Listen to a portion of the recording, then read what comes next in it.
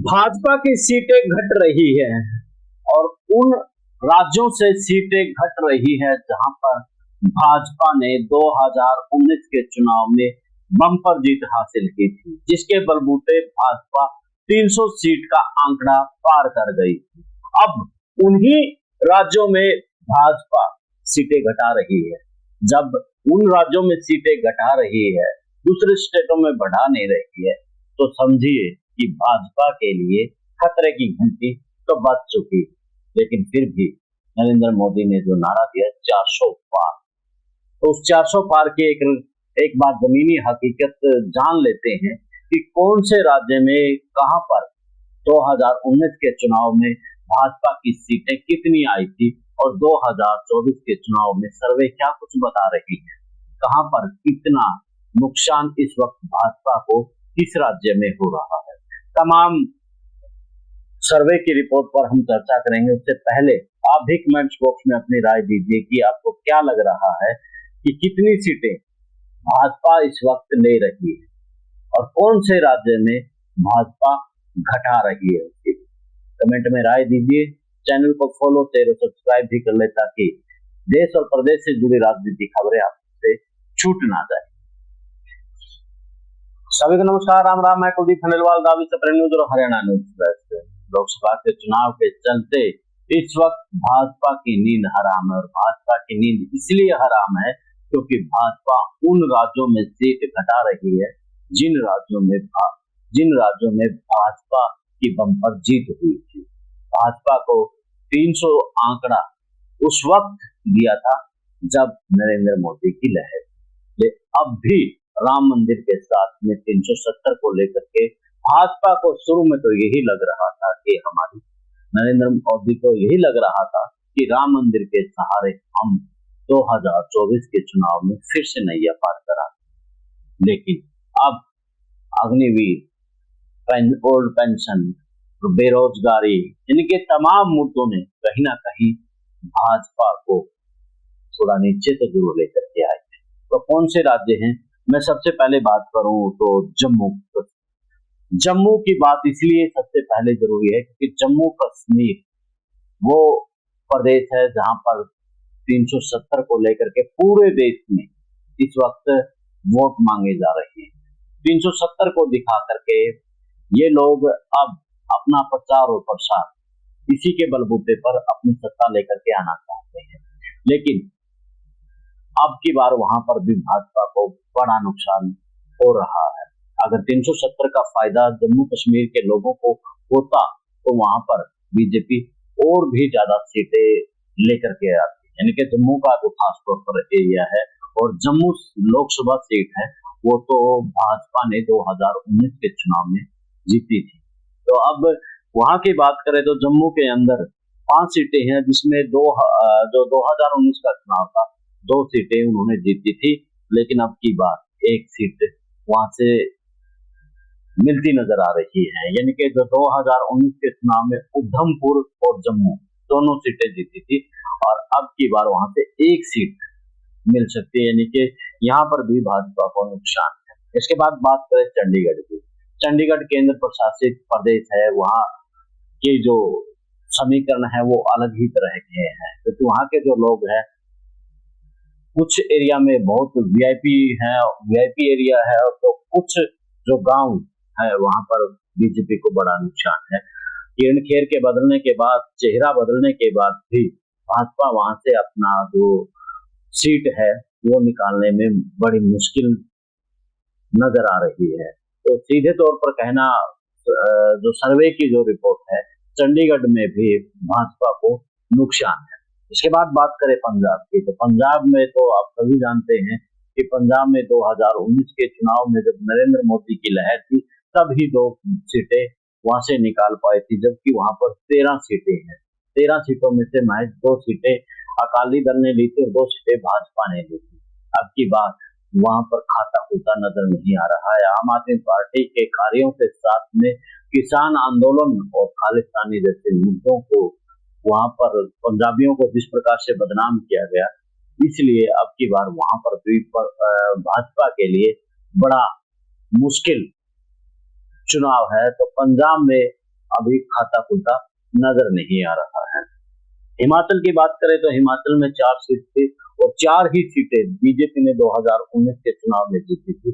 लेकिन अब की बात वहां पर जो पिछले दिनों सरकार तोड़ी गई और अग्निवीर का जो मुद्दा है, क्योंकि ज्यादातर फौजी हिमाचल के भी हमारे देश की सेना पर में बैठे हैं, तो तमाम जो चीजें हैं हिमाचल में अब की बार बीजेपी के लिए बड़ा मुश्किल वहां पर है। जबकि जो राष्ट्रीय अध्यक्ष हैं जेपी नड्डा, वो हिमाचल से ही आते हैं और कंगना रनावत ने तो रंगीन चुनाव बनाया हुआ है।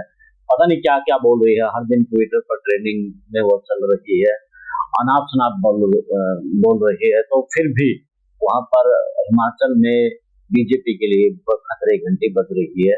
वहां पर भी भाजपा अभी फिलहाल खाता खोलने की सूरत में नजर नहीं आ रही है, जो सर्वे बता रहे हैं। इसके बाद बात करें उत्तराखंड में।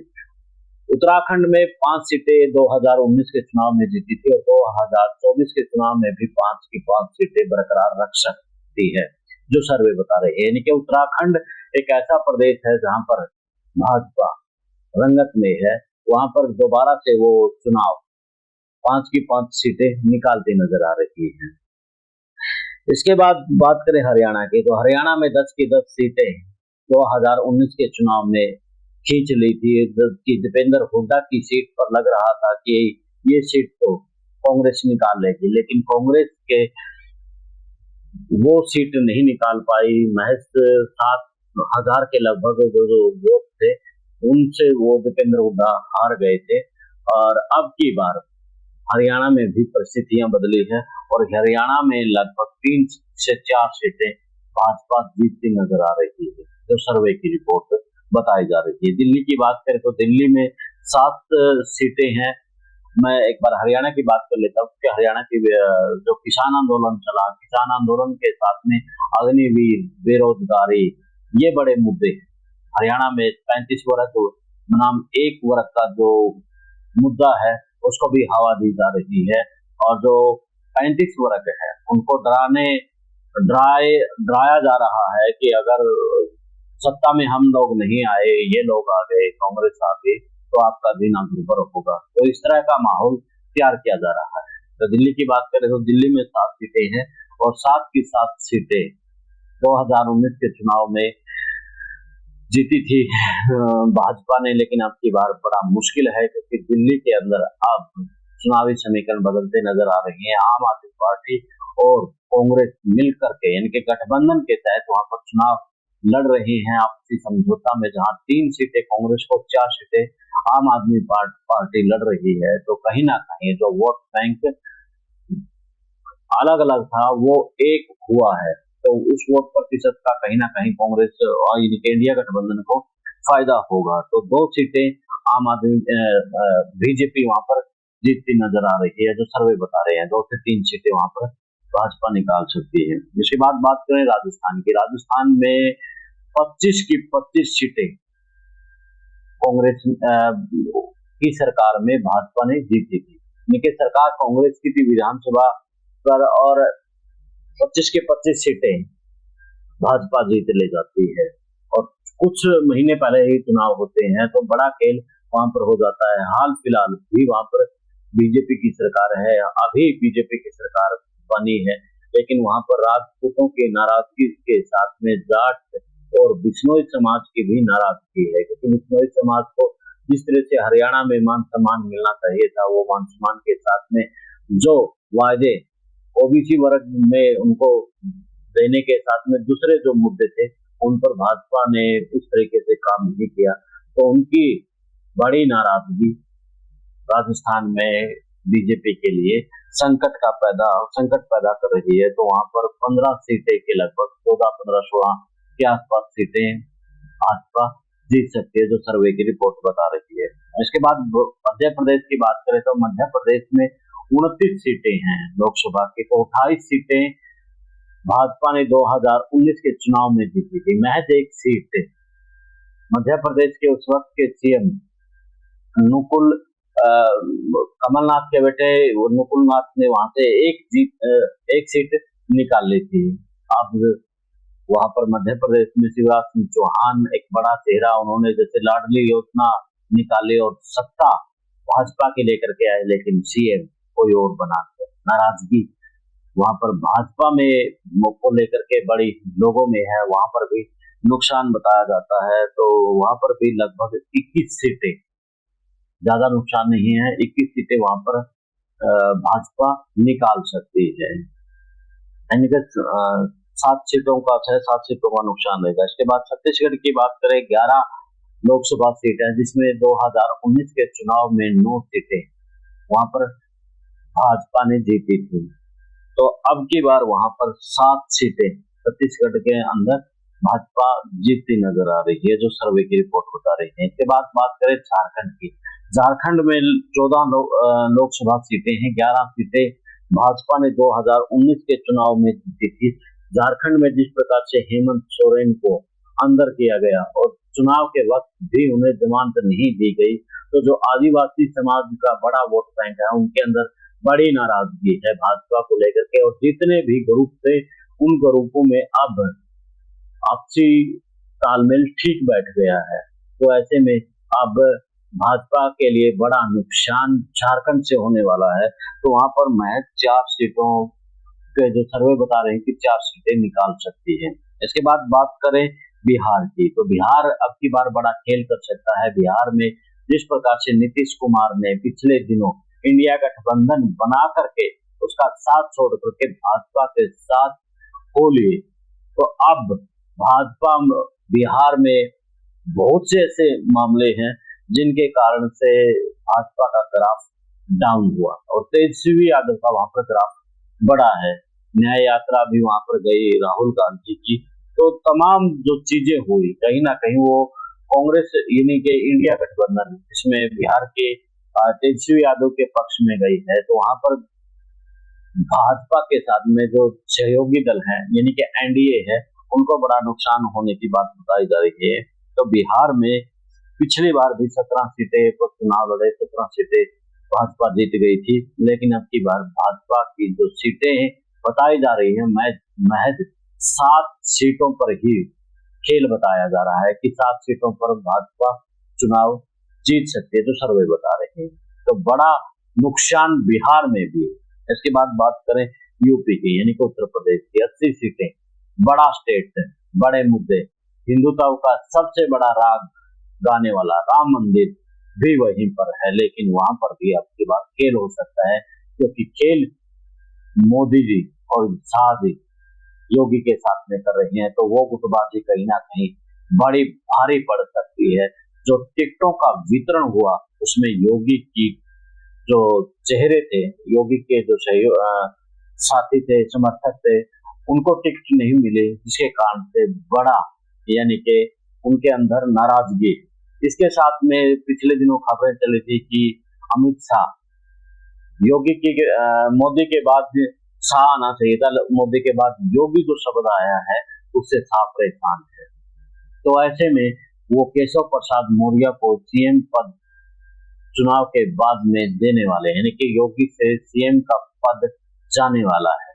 तो ऐसे में बड़ा नुकसान यूपी में भी है। इसके अलावा गुटबाजी के अलावा बात करें वहां पर पेपर लीक मामला, इसके साथ में संविधान के साथ जो छेड़खानी की सांसदों ने, अयोध्या से जो उम्मीदवार है उन्होंने भी संविधान को बदलने की बात की, आरक्षण में भी तब्दीली की बात की। तो वहां पर जो अनुसूचित वर्ग है, दलित वर्ग है, बड़ा वोट बैंक है, तो वो कहीं ना कहीं भाजपा से नाराज है और उनकी नाराजगी, युवाओं की रोजगार को लेकर के नाराजगी, पेपर लीक को लेकर के युवाओं की नाराजगी, तो सब को लेकर के नुकसान। जो 2019 के चुनाव में 62 सीटें यूपी में जीती थी, अब की बार वहां पर लगभग 38 सीटें इस वक्त सर्वे बता रहे हैं कि 38 सीटें जीत सकती है भाजपा। इसके बाद बात करें गुजरात की, गुजरात भाजपा का गढ़ है और गुजरात से ही नरेंद्र मोदी अपना चेहरा बनाया, प्रदेश में वही विकास मॉडल गुजरात का दिखाया और जुमलेबाजी दिखा करके वो 2014 में प्रधानमंत्री बन गए। तो 26 सीटें गुजरात की है, तो वहां पर भी ज्यादा नुकसान तो नहीं है 5-6 सीटों का नुकसान है। 20 से 21 सीटें गुजरात में नरेंद्र मोदी दोबारा जीत सकते हैं, यानी कि भाजपा दोबारा से वहां पर अच्छी सीटें नहीं जा सकती है। इसके बाद महाराष्ट्र की बात करें तो महाराष्ट्र में पिछले दिनों जो खेला हुआ, शिवसेना तोड़ी गई, उद्धव ठाकरे को साइड में किया गया और वहां पर एक मोदी लहर, यानी कि मोदी लहर नहीं, मोदी के खिलाफ कैंपेन चल रहा है और मोदी के खिलाफ कैंपेन में नितिन गडकरी जैसे बड़े नेता भी डूबते नजर आ रहे हैं। यानी कि मोदी के खिलाफ इतनी ज्यादा नाराजगी है महाराष्ट्र जैसे स्टेट में, जहां पर 48 सीटें हैं और 25 सीटें भाजपा ने 2019 के चुनाव में जीती, लेकिन अब की बार वहां पर 5 से 6 सीटें बताई जा रही है कि चुनाव भाजपा वहां पर जीत सकती है। यानी कि महाराष्ट्र, यूपी, बिहार, बड़े बड़े स्टेट वहां पर बड़ा खेल हो सकता है। मध्य प्रदेश और गुजरात में स्थिति अब भी भाजपा की ठीक ठाक है। इसके बाद बात करें कर्नाटक की, तो कर्नाटक में अब की बार खेल ही हो गए। 28 सीटों में से 26 सीटें 2019 के चुनाव में जीतने वाले अब की बार वहां पर 1 या 2 सीटें भी अगर मिल जाए तो बड़ा चमत्कार होगा, बड़ा, यानी कि बीजेपी खुश होगी कि हमने यहाँ पर सीटें निकाली है। कर्नाटक का घटनाक्रम देखा तो विधानसभा के चुनाव में जिस तरीके से एकदम से कांग्रेस ने वहां पर जो खेल खेला और वहां पर अपनी सरकार बना ली, तो भाजपा अब की बार, यानी कि वहां से जो 26 सीटें थी, अब कितना बड़ा नुकसान इस वक्त भाजपा को, जो 400 पार की बात करते हैं, तो वहां पर महज 1 सीट भी आ जाए, 2 सीट भी आ जाए तो बड़ी बात होगी। उसके बाद गोवा की बात करें तो गोवा में भाजपा का गुजरात और मध्य प्रदेश की तरह ठीक करे जो उत्तराखंड की तरह, तो वहां पर जो 2 सीटें हैं 2019 के चुनाव में भी 2 सीटें जीत ली थी। अब की बार थोड़ा खेल जरूर हो सकता है, 1 सीट पर कड़ी टक्कर बताई जा रही है और 1 सीट वहां पर भाजपा निकालती नजर आ रही है।